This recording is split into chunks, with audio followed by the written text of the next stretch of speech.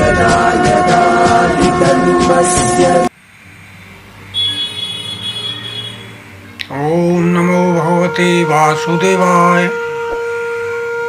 हे परमपिता परमात्मा, मैं आपके सभी रूपों को नमस्कार करता हूँ और श्रीमद् भागवत कथा के महात्म्य के पहले अध्याय में आगे की यात्रा शुरू करता हूँ। तो पिछली वीडियो में हमने बात की थी, नारद जी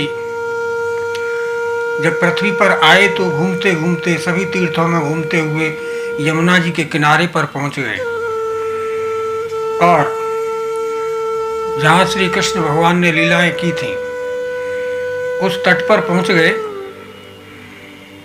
तो वहां पहुंच करके उन्होंने क्या देखा?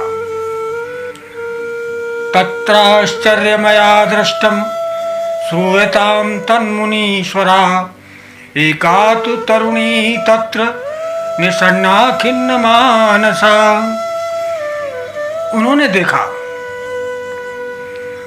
कि वहां एक बड़ा आश्चर्य है।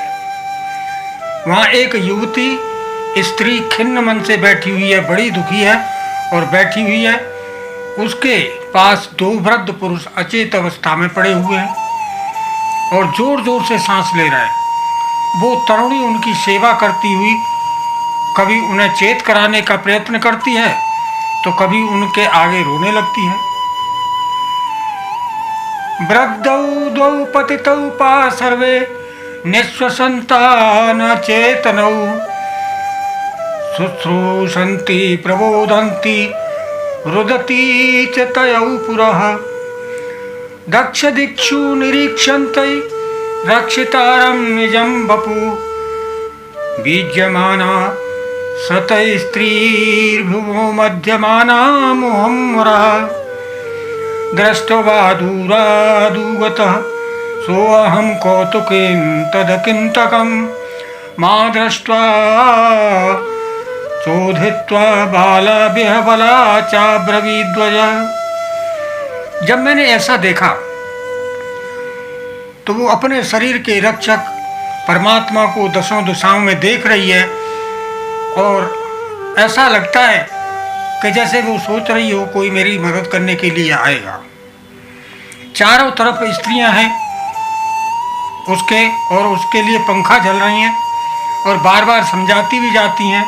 दूर से जब ये चरित्र मैंने देखा तो मेरे अंदर एक कौतूहल हुआ, उत्सुकता हुई कि इनके पास जाकर मुझे पूछना चाहिए कि ये सब क्या है। तो मुझे देखकर वो युवती खड़ी हो गई और बड़ी व्याकुल होकर के कहने लगी, भो भो साधो क्षणं तिष्ठ मच्चिन्तामपि नाशय दर्शनं तव लोकस्य सर्वथा गहरं परम। अरे महात्मा जी, क्षण भर के लिए ठहर जाइए और मेरी चिंता को दूर कीजिए। मैं आपका दर्शन तो संसार के सभी पापों को सर्वथा नष्ट कर देने वाला है, तो मेरा भी कष्ट दूर करेगा। आपके वचनों से मेरे दुख की बहुत कुछ शांति हो जाएगी। मनुष्य का जब जब बड़ा भाग्य होता है तभी आपके दर्शन हुआ करते हैं, तभी संतों के दर्शन हुआ करते हैं, तभी संतों की वाणी सुनने को मिलती है। बहुधा तव वाक्येन दुख शांतिर्भविष्यति यदा भाग्यम भवेद भूरि भवतो दर्शनम तदा। अब नारद जी कहते हैं कि कासे तुम काव्यमौ चेमा नार्य का पद्मलोचना बद देवी सविस्तारम स्वस्य दुखस्य कारणम। हे देवी, तुम कौन हो? ये दोनों पुरुष तुम्हारे क्या लगते हैं? तुम्हारे पास ये देवियां क्या कर रही हैं? ये कौन है? तुम मुझे पूरी बात बताओ। तो वो युवती कहती है कि अहम भक्ति रीति ख्याता इमौ मे तनयौ मतौ ज्ञान वैराग्य नामानौ काल योगेन जर्जरौ। मेरा नाम भक्ति है। ये ज्ञान और वैराग्य नामक मेरे दोनों पुत्र हैं। समय के फेर से ये जर्जर हो गए। गंगाद्यां सरितश्चेम मत्सेवार्थ समागता तथापि न च मे श्रेयः सेविताया सुरेरपि। ये देवियां गंगा जी आदि नदियां हैं, ये सब मेरी सेवा करने के लिए आई हैं। इस प्रकार साक्षात देवियों के द्वारा सेवित होने पर भी मुझे शांति नहीं है। इदानीं शृणु मद्वार्ता सच्चित्तत्वं तपोधन वार्ता मे वितताप्यति तां श्रुत्वा सुखमावह। हे तपोधन, अब ध्यान देकर मेरा वृतांत सुनिए। मेरी कथा वैसे तो प्रसिद्ध है, फिर भी उसे सुनकर आप मुझे शांति प्रदान करें। उत्पन्ना द्रविणेशाहं वृद्धिं कर्णाटक के गता क्वचित् क्वचित् महाराष्ट्रे गुर्जरे जीर्णतां गता। मैं द्रविड़ देश में उत्पन्न हुई, कर्नाटक में बढ़ी, कहीं कहीं महाराष्ट्र में भी सम्मानित हुई, किंतु गुजरात में मुझको बुढ़ापे ने आ घेरा। तत्र घोर कलेर योग्या पाखंडे खंडितांगका दुर्बलाहं चित्तं याता पुत्राभ्याम सह मंदताम। वहाँ घोर कलयुग के प्रभाव से पाखंडियों ने मुझे अंग भंग कर दिया। कोई भक्ति करने को राजी नहीं है तो मुझे बल कैसे मिलेगा। लंबे समय तक ये अवस्था रहने के कारण मैं अपने पुत्रों के साथ दुर्बल और निस्तेज हो गई। जाता हम युवती सम प्रेष्ठ रूपा तु सांप्रतम इमौ तु शयतावत्र सुतौ में कुलशत श्रमात। अब जब से मैं वृंदावन में आई हूँ तब से पुनः मैं परम सुंदरी स्वरूपवती नवयुवती हो गई हूँ, किंतु मेरे सामने ये पड़े हुए दोनों पुत्र थके मांदे दुखी हो रहे हैं। एमौ तस्सते यावत्र सुतौ किलशन्त श्रमात् इदं स्थानं परित्यज्य विदेशं गम्यते मया। जठरत्वं समायातौ तेन दुःखेन दुःखिता साहं तु तरुणीं कस्मासुतौ वृद्धो विमौ कुतः।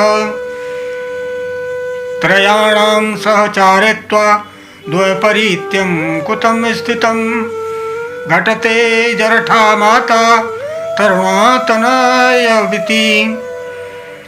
अब मैं ये स्थान छोड़कर अन्यत्र जाना चाहती हूँ। ये दोनों बूढ़े हो गए हैं, इसी दुख में मैं दुखी हूँ कि मैं जवान क्यों और मेरे पुत्र बूढ़े क्यों। होना तो ये चाहिए कि माता बूढ़ी होनी चाहिए, पुत्र जवान होने चाहिए, लेकिन ये सब उल्टा हो रहा है। तो प्रभु, इसका उत्तर मुझे नहीं मिल पा रहा, इसलिए मैं दुखी। अतः शोचामि चात्मनं विस्मयाविष्ट मानसा यद योगी निधे धीमन कारणम चात्र किम भवेत। इसी से मैं आश्चर्यचकित चित्त से अपनी इस अवस्था पर शोक करती हूँ, दुख करती हूँ। आप परम बुद्धिमान में हैं, हे योग निधि, इसका कुछ ऐसा कारण बताइए कि क्या कारण हो सकता है इसका। अब अगली वीडियो में अध्ययन करेंगे। आज के लिए बस इतना ही। और फिर एक बार रिक्वेस्ट करता हूँ मेरे सनातन प्रेमियों, सनातनी बनते तो हो लेकिन सनातन का दूर दूर तक नाता नहीं है, गुण नहीं है। अगर सनातनी हो तो घर घर में कोई शास्त्र लेके आओ, किसी के ऊपर डिपेंड मत रहो और अपने धर्म को जानो, अपने बच्चों को पढ़ाओ ताकि ये धर्म नष्ट न हो। धर्मो रक्षति धर्म, धर्म ही धर्म की रक्षा करता है। सनातन कोई धर्म नहीं है, बाद बाकी सब पंथ हैं। सनातन तो जीने की एक कला है। जब तक हम बच्चों को नहीं सिखाएंगे तब तक वो क्या सीखेंगे। पाश्चात्य संस्कृति में ऐसे ही सीखते रहेंगे और माँ बाप के लिए अनाथाश्रम बनाते रहेंगे, वृद्धाश्रम बनाते रहेंगे, घर में कष्ट होते रहेंगे, जीवन में कष्ट होते रहेंगे। जब उनको पहले से जीना सिखाओगे तो ये सब खत्म हो जाएगा। पुराने समय में सिखाते थे तो कोई वृद्धाश्रम नहीं होता था, कोई अनाथाश्रम नहीं होता था। प्रभु, मैं आज अपनी वाणी को विराम देता हूँ। आगे की यात्रा फिर आगे करेंगे। बोलो जय जय श्री राधे।